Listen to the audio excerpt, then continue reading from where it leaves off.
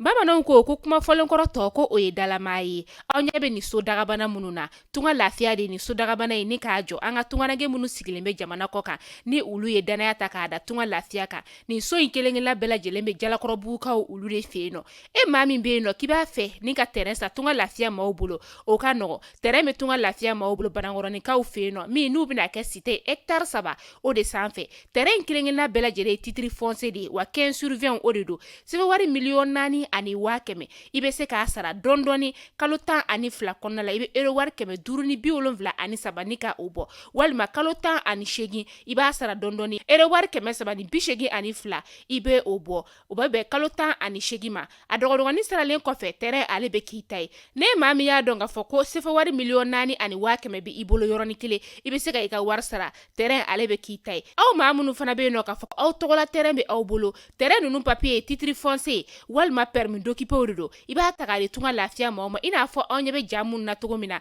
u b'a jɔ ni ka a d'i ma ka sɔrɔ i ma tɔɔrɔ o tuma la tunganage minnu sigilen bɛ jamana kɔ kan tunga lafiya nana aw lafiyali o de kama walasa sojɔko la aw kana degun sɔrɔ cogoya min na ne mɔgɔ min bɛ fɛ ka kunnafoni wɛrɛ sɔrɔ sa o tuma la an wele an ka numéro WhatsApp kan 00336 41 94 03 80 walima 00223 72 18 42 47 tunga lafiya maliyɛnden minnu sigilen bɛ jamana kɔ kan u bɛɛ lajɛlen kelen-kelenna bɛ se ka u ninkanso sɔrɔ ba maliba ale kɔnɔna la cogoya min na.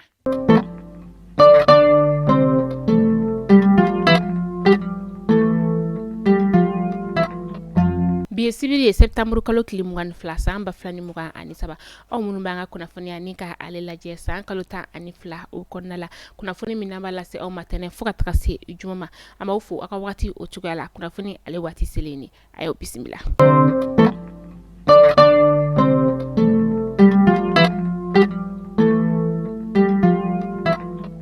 Kunnafoni daminɛla bi kunu septembre kalo tile 22 san 2023 an ka jamana y'a ka yɛrɛma hɔrɔnya ta ko 63 ɲɛnamaya an ka jamana o kɔnɔna la yan nɔ ka kɛ ni an ka jamana ale bɛ lahalaya min na an ka cɛmancɛ fanga jamana ɲɛma n'o ye colonel Asimi Goita ye a y'a yira k'a fɔ ko ɲinan 22 septembre kɔni ko ale ka la ɲɛnamaya dibi o la ka sababuya kɛ an ka jamana kɔnɔna la yan nɔ kɛrɛnkɛrɛnnenya sa kɔrɔnya fanfɛla la bingani wale kɔni taara ni ka an ka fintigilakaw olu sɛgɛrɛ ka tila ka bingani wale ta ka an ka bato dɔ ni o ye Tɔnbukutu bato ye ka o sɛgɛrɛ o kɛra sababu ye ka jamana kɔni ni ka ale bila dusuma kasa la colonel Asimi Goita a y'a laɲini ko musaka min kɔni ni o bɛ don 22 septembre ale ɲɛnamaya la ko k'o wari fara ɲɔgɔn kan ka t'o di maa minnu ma ni bingani wale kɔni sera olu ma septembre kalo tile 21 colonel Asimi Goita a ye jamana kɔnɔdenw ni ka olu kuma ɲɔgɔnya an ka foroba jaso o la a ka kuma fanba bolila fɛn min kan o de ye jamana layiriwa cogo an ka musaka taabolo ka taga se jamana kiriko ani bilakanabaliya min bɛ an ka jamana o kɔnɔna la yan a kumana fɛn min ye kɛnɛya taabolo ye colonel Asimi Goita a y'i da don o caman na. An ka minisiriso min bɛ yen nɔ ni ale ɲɛsinen bɛ an ka sɔrɔladon koɲɔgɔn ma o ka secrétaire général la ni ale kɔni taara an ka minisiri ka ale nɔ labila a ye i kunda yɔrɔ min kan sa o de ye Banankɔrɔ ye a taara ni ka taa i ɲɛ da an ka fintigilakaw ka kɛnɛyaso min ni a bɛ ka jɔ yen nɔ o kɛra septembre kalo tile 21 san 2023 a taara ka taa baara taabolo ni ka o lajɛ k'aw ladɔnniya k'a fɔ ko an ka fintigilakaw ka nin dɔgɔtɔrɔso in kɔni bɛna jɔ hectare 15 o de sanfɛ. An ka dɔnkilidala min bɛ yen nɔ ni ale ye Jɛnɛba Sɛki ye an ka cɛmancɛ fanga jamana ɲɛmaa colonel Asimi Goita a kɔni ye jɔnjɔn ni ka o di a ma n'an ko ma ko commandeur de l'ordre national an ka jamana o kɔnɔna la yan nɔ.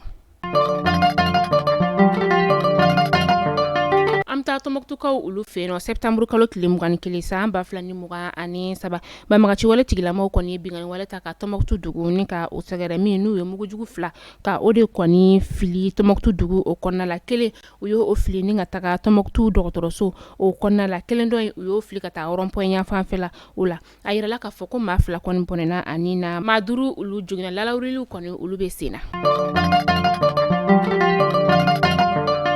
Septembre kalo tile 21 san ba filani muga ani saba kilela fana to duna wagati mina an ka finitigilakaw nu o ye an ka kɛlɛkɛcɛw ye olu kɔni ka larawulili o kɔnɔna la sa walasa ka dankari bamagati wale tigilamaw olu ka bunahadamadenya la u y'u ka jandalen dɔw kɔni ni ka olu tiɲɛ nɛgɛ kaɲa 16 tɛmɛnen ni sanga 30 wagati mina lampala ale ni lere dugu o la ni baara in yɛrɛ kɔni bɛɛ lajɛlen kɔni taara an ka finitigilakaw olu ka sansɔrɔ o kan ka sababuya kɛ u ye bamagati wale tigilama caman ni ka dankari olu ka bunahadamadenya la. Maamara fɛntigila kodɔnbali dɔw kɔni ye bingani wale ta ni ka leleko guruma dugu o sɛgɛrɛ leleko guruma ale bɛ an sɔngo o mara la a kɛra araba sɔgɔmada fanfɛla u la seerew olu y'a yira k'a fɔ ko ni maa ninnu kɔni tun bɛ bolimafɛn tan bɔɲɔnko o de la o kɔni ye u ka waleyajugu ni ka olu kɛ nka maa kɔni ma bɔnɛ ani na maa fana ma jogin u ye baara minnu ni ka olu kɛ sa o de ye dɔgɔtɔrɔso min ni a b'u ka dugu la o dɔgɔtɔrɔso kɔni ni ka tiɲɛni don olu kunna ka tila tuguni ka u ka furaw bɛɛ taga taa n'a ye u tilala ni ka dɔgɔtɔrɔ minnu bɛ a kɔnɔna la sa ka kulu bɛɛ ka ta ka bɔ dɔgɔtɔrɔso in ale kɔnɔna la. An ka jamana ka bugunatigɛ sɛbɛn n'an ko ma ko carte biométrique ale dili fana daminɛ na sankaw olu fɛ yen nɔ kabi septembre kalo tile 19 tɛmɛnen na a bɛna di san n'a lamini o bɛɛ lajɛlen o kɔnɔna la a yirala k'a fɔ k'u ka sigida 25 de bɛ yen nɔ carte biométrique bɛna di yen nɔ baarakɛla maa 4 o de bɛna kɛ ka nin baara ninnu ni ka olu lawaleya. Mali kunnafoni jabarani na jabaw ni bɛ dansigi an ka bi kunnafoniyaw olu la ni ala m'an ka jɔnya joona aw ni an bɛ ɲɔgɔn sɔrɔ don n'a nataw la kunnafoni kuraw olu kɛnɛ kan.